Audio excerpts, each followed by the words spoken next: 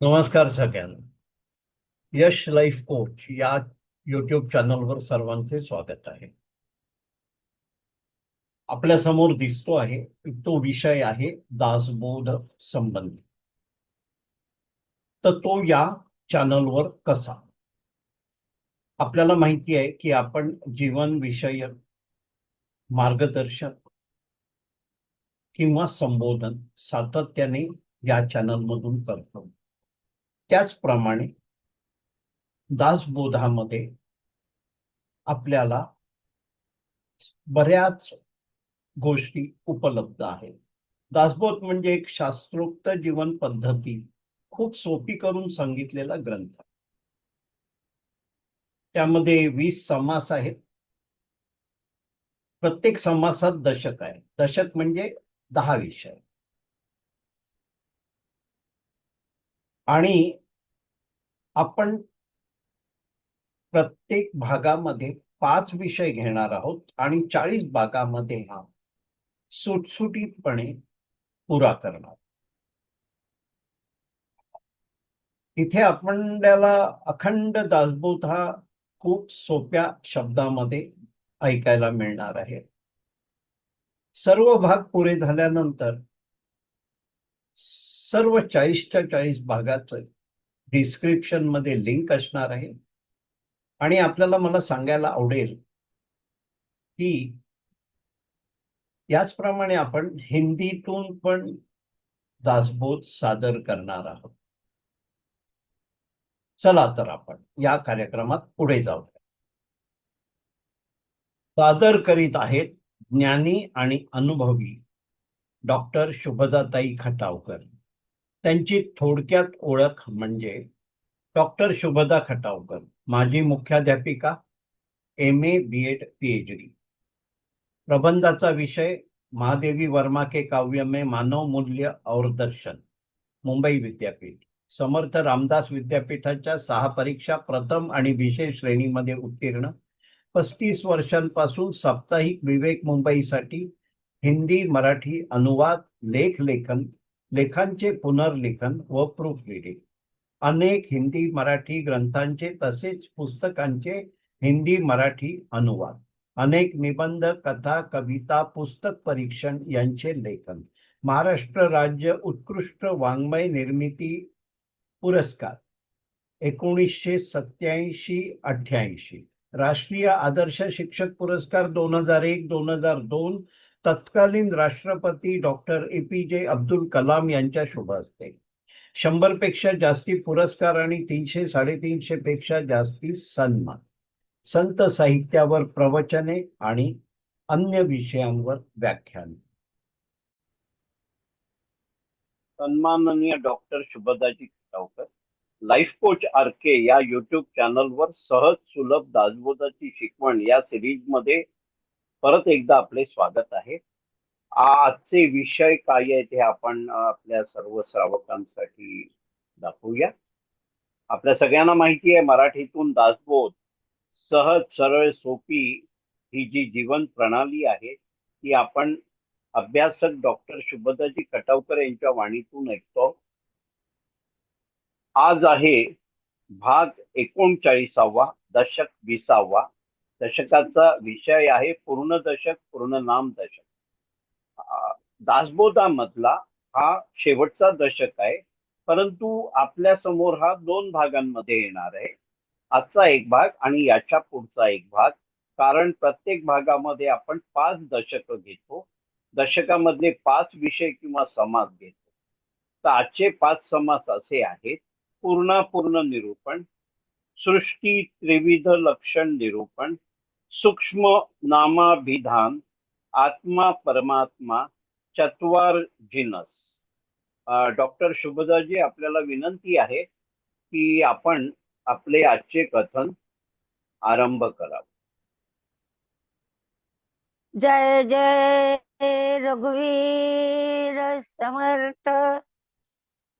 श्रीराम श्रीराम श्रीराम.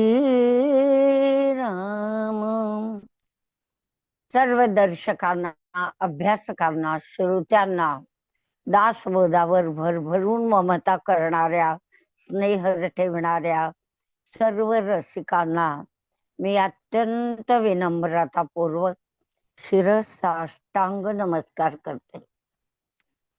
आज आपण दशक 20 म्हणजे समारोपाचा, समर्थांनी त्याचं नाव दिलेलं आहे पूर्ण नाम दशक. म्हणजे इथे समारोप होतो आहे, ग्रंथाची इतिश्री होते.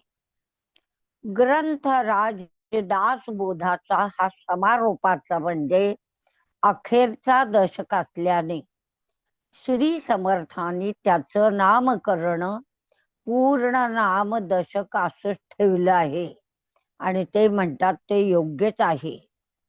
श्री समर्थांना या ग्रंथामध्ये जे जे सांगायचं होतं ते आता पूर्ण होणार, म्हणून याचं नामकरण पूर्ण नाम दशक म्हणजे पूर्ण दशक होय. साधकाने साधनारंभ करताना स्वतःची साधना सुरू केली, म्हणून त्याने दासबोधाचे मनन श्रवण सुरू केले. या दशकाने त्या साधनेला पूर्ण विराम मिळावा. साधकाला आत्मज्ञान प्राप्त झाले, अर्थात ग्रंथाचे श्रेष्ठत्व किंवा कार्य येथेच संपते. अशा तऱ्हेने साधकाची साधना पूर्ण स्थितीला पोहोचली हे दर्शविणारा दशक म्हणून पूर्ण दशक. मी देह आहे हे या भावनेने दासबोध वाचायला आरंभ झाला. आपण श्री समर्थांचा हात धरून कुठेही तो न सोडता अगदी आजच्या या समासापर्यंत आपण येऊन पोहोचलो. या प्रवासामध्ये आपण श्री समर्थांच्या मदतीने अशाश्वत अपूर्ण दृश्ये दूर लोटीत लोटीत पुढे पुढे येत राहिलो. त्यानंतर आज आपण 20व्या दशकात म्हणजे शाश्वत व पूर्ण ब्रह्मवस्तूची प्रत्यक्ष अनुभूती घेऊन आपल्या जीवाला पूर्णता प्राप्त झाली. आता मी ब्रह्म आहे असाच साक्षात्कार झाल्याने जीवाला खूप समाधान आणि आनंदाची प्राप्ती झाली. अशी पूर्ण प्रचिती आली, म्हणून या दशकाचं नाव पूर्ण दशक. आपण मला देव हवा आहे या जिज्ञासे पोटीच दासबोध हाती धरला.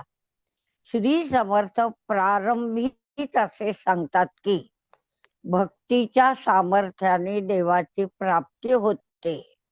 त्यावेळी मी करता आहे असा विश्वास होता, परंतु श्री समर्थांच्या संगतीत आपण जेव्हा 19 दशकांचा अभ्यास मनन चिंतन केले तेव्हा आपण या निष्कर्षापर्यंत पोहोचलो की मी करता नाही.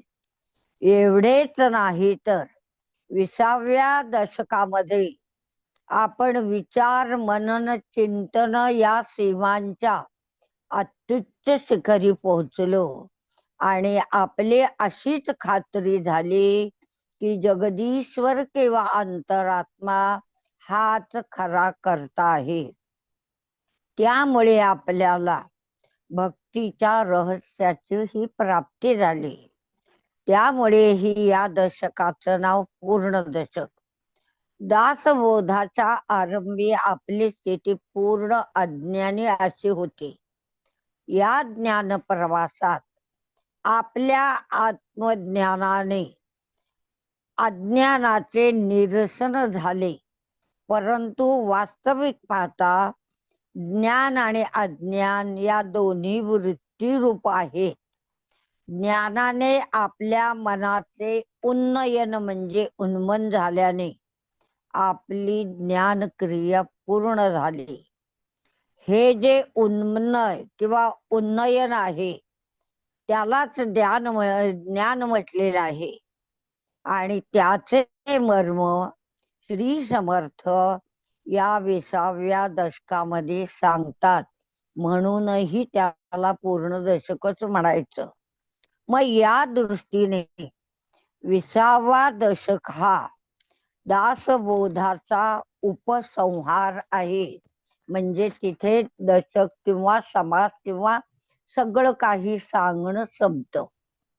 मागून जे 19 दशक आपण अभ्यासले त्याच्यामध्ये समर्थाने मानवी मन, जीवन, अध्यात्म, तत्वज्ञान याविषयीचे एक संपूर्ण तत्वज्ञान मांडलं.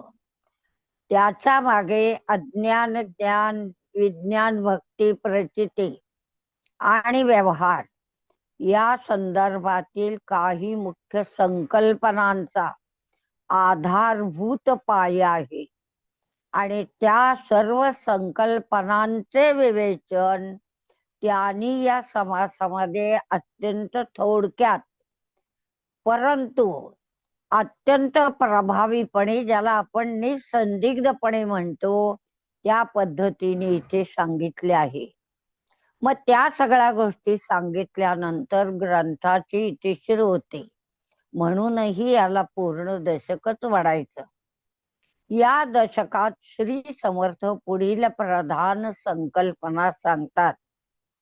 पहिली संकल्पना आहे, समर्थांच्या मते मानवी शरीर म्हणजे ब्रह्मांड वृक्षाचं उत्तम फळ आहे. नरदेहासारखे विलक्षण यंत्र नाही. 2, देव भेटावा अशी प्रत्येकाच्या अंतरी दुर्दम्य आकांक्षा असते. पण येथे अज्ञान आणि भोळाभाव उपयुक्त नाही. तिसरं सांगतात, देवाला 2 मार्गांनी प्राप्त करून घेता येतं. एक पिपीलिका मार्ग आणि दुसरा विहंगम मार्ग. पिपीलिका म्हणजे मुंगीचा मार्ग, तर विहंगम मार्ग म्हणजे पक्षाचा भरारी मार्ग. म्हणजे हळूहळू जाणारा म्हणून पिपीलिका मुंगीचा आणि उंच भरारी घेणारा म्हणून पक्षाचा. विहंगम मार्गाला त्यांनी म्हणलेले विवेकाचा मार्ग. हा खूप चांगला आणि समर्थ त्याला राजमार्ग म्हणतात. त्यामध्ये सततच्या मननाने आपल्या अज्ञानाचा नाश होतो, ज्ञानाचा उदय होतो. परंतु ज्ञान आणि अज्ञान हे दोन्हीही वृत्तीरूप असल्याने ज्ञानाचे रूपांतरण विज्ञानात होते आणि तेथे मनाला उन्मनी अवस्था प्राप्त होते. 5वी गोष्ट ते सांगतात, आत्मस्वरूप ओळखणे, पाहणे. त्याला ज्ञानदृष्टीचीच आवश्यकता असते.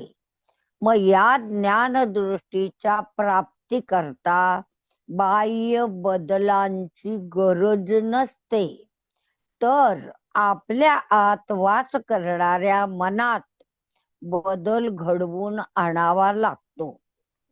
मुळात अधोमुख असणाऱ्या मनाला ऊर्ध्वमुखी बनवावे लागते.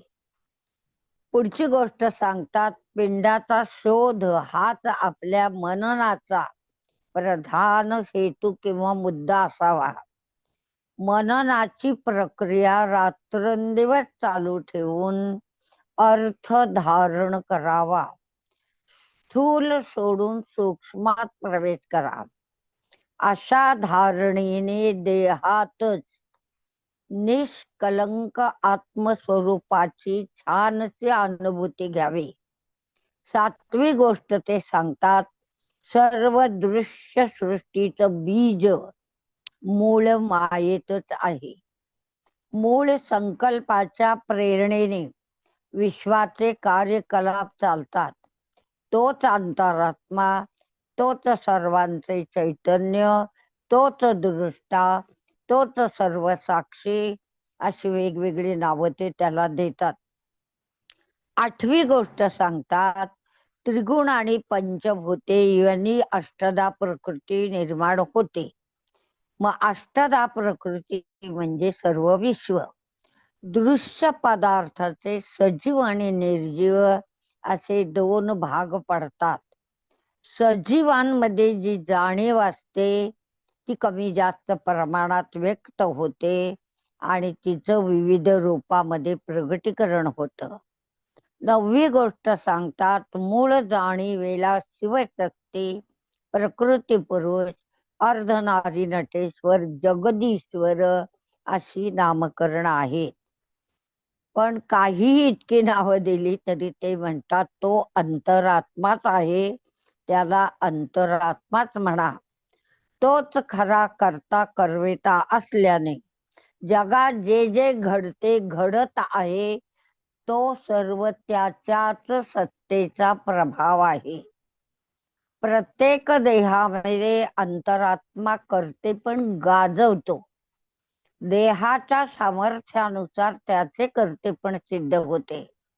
ज्या देहामध्ये अंतरात्म्याचे प्रचंड सामर्थ्य आणि कर्तृत्व प्रकटतं त्याला अध्यात्माच्या भाषेमध्ये अवतार असं म्हणतात.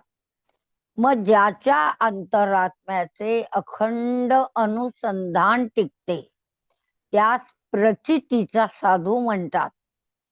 अंतरात्म्याचे अनुसंधान हेच त्याचे ध्यान असते आणि त्याद्वारे त्याच्या आत्मज्ञानाचा उदय होतो. मग आत्मसाक्षात्कार म्हणजे काय? की मी केवळ दृष्ट आहे, साक्षी आहे, ही अनुभूती अत्यंत सहजपणे येणं आणि ते अंतःकरणात स्थिरावणं. 12वी गोष्ट आपल्याला सांगतात, आत्मज्ञान झाल्याने असीम अनिवार्य समाधानाची प्राप्ती होते. अंतर्बाह्य होणाऱ्या कोणत्याही परिणामाने ती ढळत नाही, जराही कमी होत नाही. जीवाला साध्य प्राप्त झाल्याने त्याची तळमळ संपुष्टात येते. 13वी गोष्ट सांगतात, अशा आत्मज्ञानी संताचा शोध घेवा आणि त्या शोधाने त्याच्या मार्गदर्शनाने आपण आपला साधनारंभ करावा. त्यामुळे आपले व्यर्थ जाणारे श्रम वाचतात. शंका, संदेह, प्रश्न हेही सगळं नष्ट होतं. 14वी गोष्ट सांगतात, परब्रह्माचा वास सर्वत्र आणि सुदूर आहे. तेथे कल्पना आणि शब्द निरर्थक ठरतात. मनाच्या शोधनाने ज्ञानदृष्टी प्राप्त करावी. मनाचे उन्मन करून ज्ञानाचे विज्ञानात रूपांतर करावे आणि अशा पद्धतीने आत्मप्रचितीने खूण पटवून घ्यावे. आणि 15वी आणि महत्वाची गोष्ट आपल्याला सांगतात, दासबोधाचे 20 दशक आणि 200 समास आहेत. ब्राह्मी अवस्थेतून प्रकटलेली ही वचने असल्याने परमात्मा त्यांचा करता. हे खूप मोठं वाक्य आहे हे, की हे जे सगळं घडलेलं आहे दासबोधाची प्रक्रिया ती परमात्म्याची आहे असं अत्यंत विनम्रताने समर्थ सांगतात. आपल्याकडे कुठलंही कर्तृत्व घेत नाहीत. या वचनाचे जो श्रद्धा भक्तियुक्त भावाने मनन चिंतन करील त्यास ब्रह्मज्ञानाची प्राप्ती होणारच होणार. अशा तऱ्हेने हे प्रास्ताविक संपल्यानंतर श्री समर्थ आपल्याला या दशकाच्या पहिल्या समासाकडे घेऊन जातात. पहिल्या समासाचं शीर्षक आहे पूर्णापूर्ण निरूपण. याही समासाचा आरंभ श्रोत्यांच्या 2 प्रश्नांनी झालेला आहे. प्रश्न पहिला आहे, परब्रह्म व्यापक आहे, परंतु या विश्वात असे दृष्टोत्पत्तीत येते की मन, आकाश, मूळ, माया, अंतरात्मा या वस्तू व्यापक आहेत. मग अशा पार्श्वभूमीवर निर्गुण ब्रह्माचा व्यापकपणा आणि या दृश्य वस्तूंचा व्यापकपणा आपण कसा शोधायचा, यातला फरक कसा ओळखायचा. दुसरा प्रश्न आहे, आत्मा हा शब्द दोन अर्थी वापरला जातो.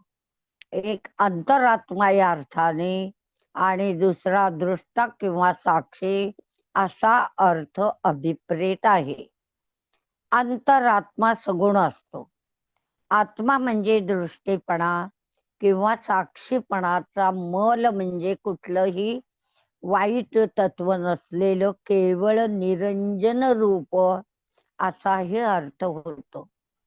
जर निरंजन आत्मस्वरूप निर्गुण असते तर आत्मा सगुण आहे किंवा निर्गुण निरंजन आहे याचाही निर्णय कसा करायचा. तर वरील पैकी पहिल्या प्रश्नाचे उत्तर समर्थ आपल्याला असं देतात की मुळात विशाल आणि व्यापक यामध्ये फरक असून मन, पृथ्वी, वायू, त्रिगुण आणि गुणक्षोभिनी माया या तत्वांमध्ये विशालत्व हा गुण आहे. शिवाय दृश्याला स्थल कालाची बंधने मर्यादा असतात. दृश्यामध्ये जे स्थूल रूप आहे त्याला स्थल कालाच्या ज्या मर्यादा असतात त्या अधिक अकुंचित असतात. आपल्याला त्यांचे मोजमाप करता येते, परंतु दृश्यापैकी जे सूक्ष्म आहे त्यात स्थल कालाच्या अकुंचित मर्यादा नसल्याने आपण त्यांचे मोजमाप करू शकत नाही, म्हणून त्यांना विशाल म्हणलेलं आहे. म्हणजे इथे व्यापक आणि विशाल या शब्दांची सुस्पष्ट व्याख्या केली. शिवाय सूक्ष्म दृश्याचा स्वभाव चंचल असल्याने ते विनाशी एकदेशी म्हणजे मर्यादित असतं, म्हणून ते व्यापक होऊ शकत नसल्याने आपण त्यास व्यापक म्हणू शकत नाही. याच्या उलट परब्रह्म सूक्ष्म असून निश्चळ अविनाशी आहे, त्यामुळे ते सर्वदेशी असून त्याचा स्वभाव असा आहे की वस्तू आली आणि गेली तरी ते जसेच्या तसे राहते. त्याच्या रूपामध्ये कोणताही कसलाही फरक पडत नाही आणि म्हणून ते व्यापक आहे. आता समर्थ आपल्या दुसऱ्या प्रश्नाचे उत्तर देतात. ते म्हणतात, मूळ परमात्म वस्तू ही गुणरहित आहे. आपल्याला गुण म्हणजे काय हे माहीत असतं. ते गुण जेथे नसतात त्याला आपण निर्गुण म्हणतो. मानवी अनुभूतीच्या 3 कक्षा त्याने आपल्याला इथे विशद केले आहे. पिंडामध्ये असणारी जाणीव हिला जीव अशी संज्ञा आहे.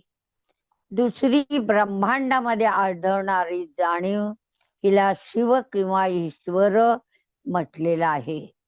आणि तिसरी जी आहे या संबंध संपूर्ण विश्वाचा पसारा सावरून त्याच्या पलीकडे अपरंपार असलेली जाणीव आणि त्या कल्पने पलीकडच्या वस्तूला परब्रह्म असं म्हटलेलं आहे. जीव अज्ञानी सगुण असतो तर ईश्वर ज्ञानी आणि सगुण असतो. तर ज्ञान आणि अज्ञान यांच्या पलीकडे असणारे हे परब्रह्म मात्र गुणरहित आहे. म्हणून आत्मा जोपर्यंत दृष्टा आणि साक्षी आहे तोपर्यंत तो सगुण असतो. त्याचं दृष्टेपण आणि साक्षीपण संपलं की त्याचे स्वरूप निर्गुण निरंजन बनतं. अज्ञान म्हणजे मी देह ही वृत्ती आणि ज्ञान म्हणजे मी ब्रह्मा ही वृत्ती. परंतु ज्ञान अज्ञान हे दोन्ही वृत्तीरूप आहेत.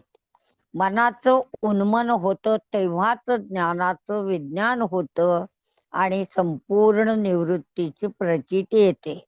अर्थात तेथे वृत्तीचा नाश होतो, म्हणजे कसलीही कोणतीही वृत्ती शिल्लक राहत नाही. या साऱ्या दृश्य विश्वाची निर्मिती ज्ञानातून झाली आहे. म्हणून ते म्हणतात त्याच्या व्यवहारामध्ये व्यवस्था आणि योजना आढळून येतात. हे सर्व नीट आकलन होण्यासाठी या समासाच्या सूक्ष्म अध्ययनाची आवश्यकता त्याने आपल्यापुढे मांडली आहे आणि तिचा आपल्याला स्वीकार करावा लागतो. त्याशिवाय आपल्याला या विश्वाच्या घटनांचा अर्थ किंवा ज्ञान प्राप्त करणं अशक्य आहे. आता आपण दुसऱ्या समासाकडे वळतो. शीर्षक आहे सृष्टी त्रिविध लक्षण निरूपण. स्वरूपाचा साक्षात्कार मागच्या समासात आपण बघितलं की 2 पद्धतीने करून घेता येतो. एक पिपीलिका म्हणजे मुंगीचा मार्ग आणि दुसरा पक्षाचा मार्ग, ज्याला त्यांनी विवेकाचा मार्ग म्हटलेला आहे. मग या विवेकाच्या मार्गाने आपल्याला फलप्राप्ती लवकर होते. पण ती होण्याकरता ते म्हणतात श्रवण हाच आत्मसाक्षात्काराचा श्रेष्ठ मार्ग आहे. श्री समर्थ साधकांना हाच उपदेश करतात की त्यांनी मननात अगदी खोल खोल अवगाहन करावे, विश्वातील तत्वांचा वारंवार विचार करावा. या विश्वात 2 प्रकारच्या वस्तू आढळतात. हे वर्णन मागे येऊन गेलं. पहिलं आहे निश्चळ आणि दुसरं आहे चंचळ. चंचळाचा छंद हा माणसाला दुःख, वेदना, क्लेश देणारा आहे. तर निश्चळाचा छंद जर आपण लावून घेतला तर आपल्याला आराम, मानसिक शांती, समाधान, संतुष्टीच लाभते. हे आपण नीट लक्षात घेतलं की मग सारे चंचळ आपोआपच कल्पनाधीन आहे. तसेच ते त्रिविध प्रकारचे आहे. त्यातील अवस्था म्हणजे मूळ मायेपासून त्रिगुणांच्या साम्यावस्थेपर्यंतची अवस्था म्हणजे पहिली अवस्था, पंचमहाभूते दुसरी अवस्था आणि प्रत्यक्ष 4 खाणी 4 वाणी ही तिसरी अवस्था. निश्चळ परब्रह्म सर्वश्रेष्ठ सर्व थोर आहे.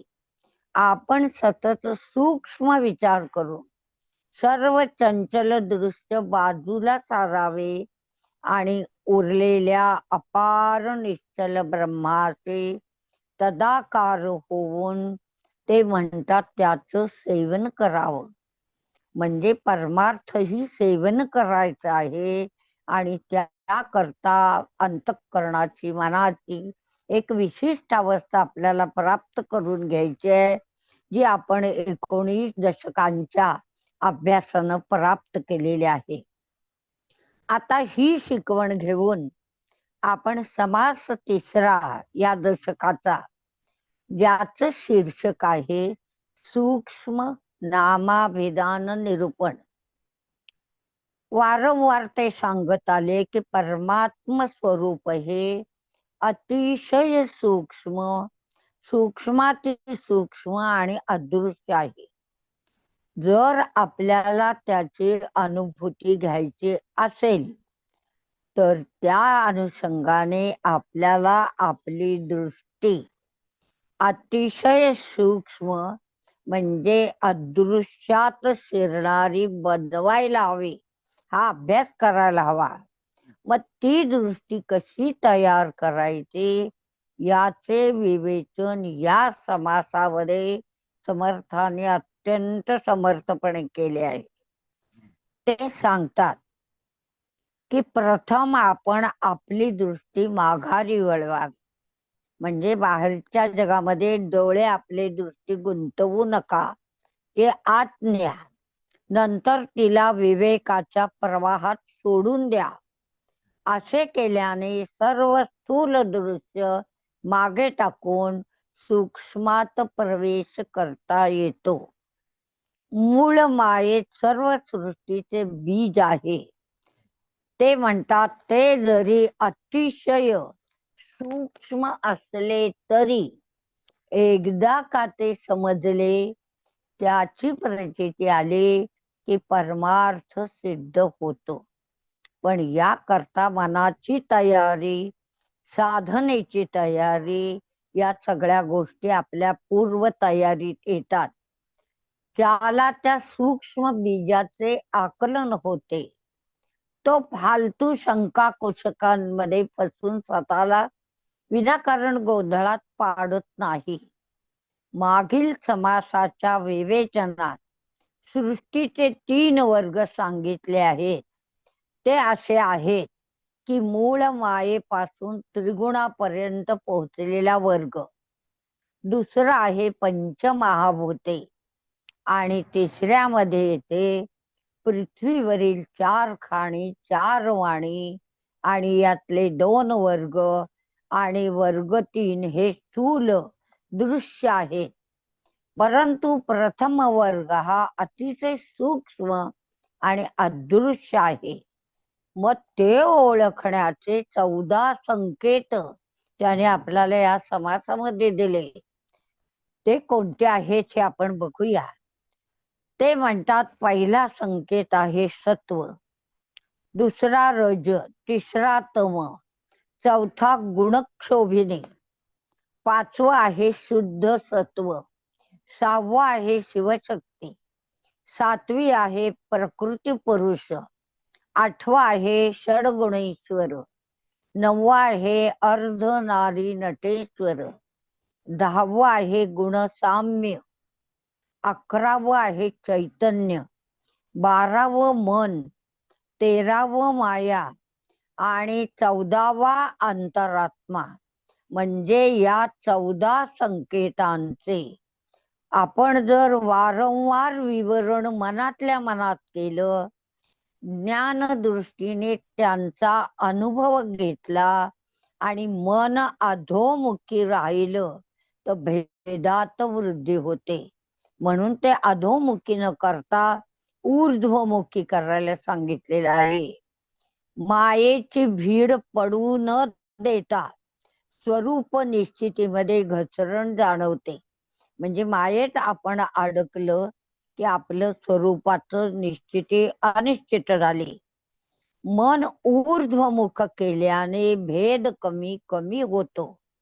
यास्तव मन ऊर्ध्वमुख करून परत परत अंतर्मनाचा शोध घ्यावा, रात्रंदिन अर्थ पाहावा, स्वानुभवी साधूचा शोध घ्यावा, त्याच्या प्रचितीने आपले साध्य शिकावे, आपल्या स्वतःच्या प्रचितीने सारे संदेह, शंका, प्रश्न संपून समाधान आणि आत्मशक्ती लाभते, आत्मशांती लाभते. अशी आत्मशांती लाभण्यासाठी स्वानुभवी साधूंचा शोध घेऊन प्रचितीचे शास्त्र शिकावे, आणि आत्मशांतीमध्ये आपण ते म्हणतात डुंबून जावे. हीच ह्या समासाची खूप मोठी शिकवण आहे. आता आपण या दशकाचा 4था समास पाहतो आहोत, ज्याचं शीर्षक आहे आत्मानिरूपण. या दशकातील सर्व समासांचा आत्मानिरूपण म्हणजे केंद्रबिंदू आहे, की या विश्वात ज्या सर्व घडामोडी चालतात त्या सर्व अंतरात्म्याच्या शक्तीने, प्रेरणेने चालतात. अंतरात्मा अनंत आणि शक्तियुक्त आहे. तो दृष्टा सर्व शक्तिशाली आहे, पण तो जाणीव स्वरूप आहे, आणि चैतन्य रूपी असल्याने त्यालाच जगदीश किंवा जगदीश्वर म्हणतात. त्याच्या एकट्याच्या अफाट असीम सत्तेने हे सर्व विश्व चालते. सर्व शरीरांमध्येही त्याचीच सत्ता विभागली आहे. याचाच स्पष्ट अर्थ एकच अंतरात्मा सर्वांची देहे किंवा सर्वांचे देह चालवतो. त्याचेच चैतन्य शक्ती सर्वांमध्ये भरून उरली आहे. तो या विश्वाचा, या जगाचा आणि सर्व जीवांचा रक्षक आणि पोषण करता आहे. त्याच्या इशाऱ्याने सृष्टीचे व्याप चालतात. तो ज्ञानरूप पासून त्याच्या ज्ञान सामर्थ्यामुळे जगाच्या सर्व उलथापालथी जी संगती, सातत्य आणि सुव्यवस्था टिकून त्याच्यामुळे राहते. त्याचा मूळ संकल्प जगात साकार होत असतो. भाग्यवान माणसाला त्या अंतरात्म्याचे खरे स्वरूप समजते. यास्तव श्री समर्थ साधकाला असा सल्ला देत आहे की त्याने या अंतरात्म्याचे अनुसंधान ठेवण्याचा परिपाठ ठेवावा. असे अनुसंधान म्हणजेच ध्यान.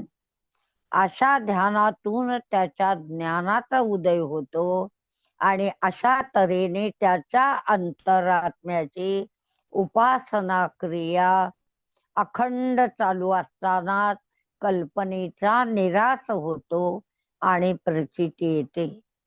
त्यानंतर देव आणि भक्त हे अद्वैत संपत आणि ते दोघेही एकरूप होतात. म्हणजे इथे अद्वैताची प्रतिष्ठापना होते.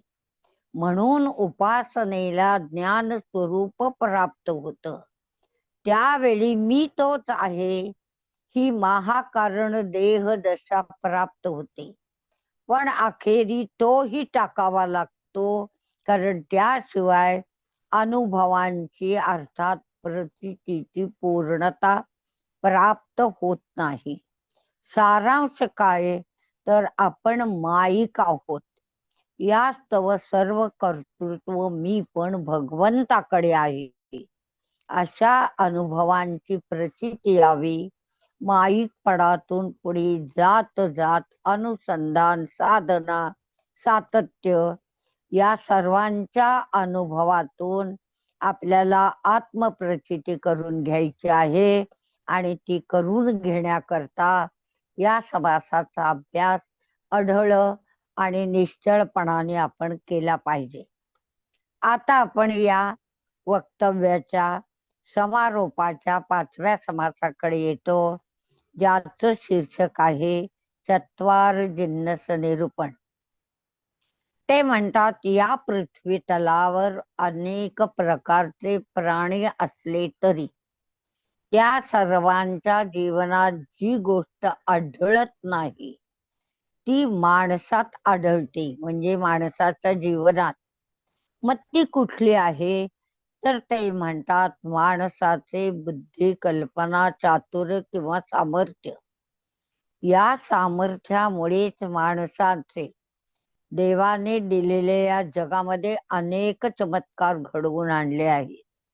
म्हणून त्याचे महत्व देवा खालोखाल आहे आणि हे खरे आहे. ते म्हणतात या साऱ्या कर्तृत्वांचे श्रेय त्याच्या देहाच्या अपूर्व तेलाच द्यावे लागते. याचसाठी समर्थाने देहाला मोठ्या घबाडाची उपमा दिली आहे. शिवाय देवाने माणसाला बुद्धी, सामर्थ्य, कल्पना, विचार यांचे सामर्थ्य देऊन आणखी विवेक शक्तीचेही वरदान दिले आहे. परंतु महत्वाचा की माणसाने त्यांचा भरपूर उपयोग केला पाहिजे. श्री समर्थांच्या मते माणूस जर अखंड श्रवण मनन करील तर त्यास अशी अनुभूती होईल की तो साक्षात नारायण ईश्वर आहे. माणसाने विवेकाची कक्षा विशाल करावी. सर्वत्र देवाचा शोध घ्यावा आणि त्यामुळे त्याच्या सर्व संदेह, शंका, प्रश्न नाहीसे होतात. म्हणून समर्थ म्हणतात की आपल्याला प्रतीत होणाऱ्या विश्वाचा विचार करणे म्हणजे विवेक आहे. म्हणजे आता ते उच्च पातळीवर विवेकाची परिभाषा आपल्यापुढे सादर करतात. ते म्हणतात जेव्हा असीम विश्वाचा आपण विचार करतो तेव्हा आपल्याला केवळ 4च जिन्नस आढळतात. एक आहे सर्वांपेक्षा निराळे असलेले परब्रह्म. ते अतुलनीय अजोड आहे, म्हणजे त्याच्यासारखे तेच असे आहे. ते निर्मळ, निश्चल, निराकार, निर्विकार, कल्पनेच्या पलीकडचे आहे. दुसरी गोष्ट ते सांगतात, अत्यंत सूक्ष्म आणि कर्दमरूप असलेली मूळ माया, तिचे स्वरूप मूळ संकल्प वा स्फुरण हे होय. तिला 14 नावांनी ओळखले जाते. ते म्हणतात ती नावे अशी आहेत: चैतन्य, गुणसाम्य, अर्धनारी, नटेश्वर, षडगुणेश्वर, प्रकृती पुरुष, शिवशक्ती, शुद्ध सत्वरूप, गुणक्षोभिनी, सत्व, रजतम, माया, अंतरात्मा. आणि अंतरात्मा ज्ञानमय असल्याने तो सर्वत्र विभागला आहे. तिसरी गोष्ट ते आपल्याला सांगतात, पंचमहाभूते यांच्या ठिकाणी जाणीवेचा अंश अत्यल्प प्रमाणात असतो. चौथी गोष्ट आहे, 4 खाणींचे असीम अनंत प्राणी आहेत आणि त्या प्राण्यांमध्ये जाणीव सुस्पष्टपणे प्रगटली आहे. मग अशा तऱ्हेने या विश्वाच्या अफाट पसाऱ्यात जे महत्वपूर्ण 4 जिन्नस त्याने आपल्याला सांगितले, त्या सर्वांचे रात्रंदिन स्मरण करावे, म्हणजे स्वरूप दर्शनाची प्रचिती येईल, ती घडेल आणि अशा स्वरूप दर्शनाची प्राप्ती सर्वांना व्हावी, कोणाही त्याच्यातून सुटू नये, अशीच समर्थांची दिव्य इच्छा आपल्याला या प्रत्येक समासामध्ये, त्यांच्या प्रत्येक लेखनामध्ये, वैचारिक सामर्थ्यामध्ये आढळून आले. आणि म्हणून आपण ही सूक्ष्म अध्ययन करून, सूक्ष्म अध्ययनाने या विश्वाची एकरूपता साध्य करून स्वरूप दर्शनाची प्रचिती सांगावी, असा अत्यंत महत्वाचा हा समास आपण इथे थांबतो आहोत. आणि आजच्या कथनाचा समारोप करताना रघुरायाचं पुण्यस्मरण ही अत्यावश्यक आहे. जय जय रघुवीर समर्थ. श्रीराम श्रीराम श्रीराम.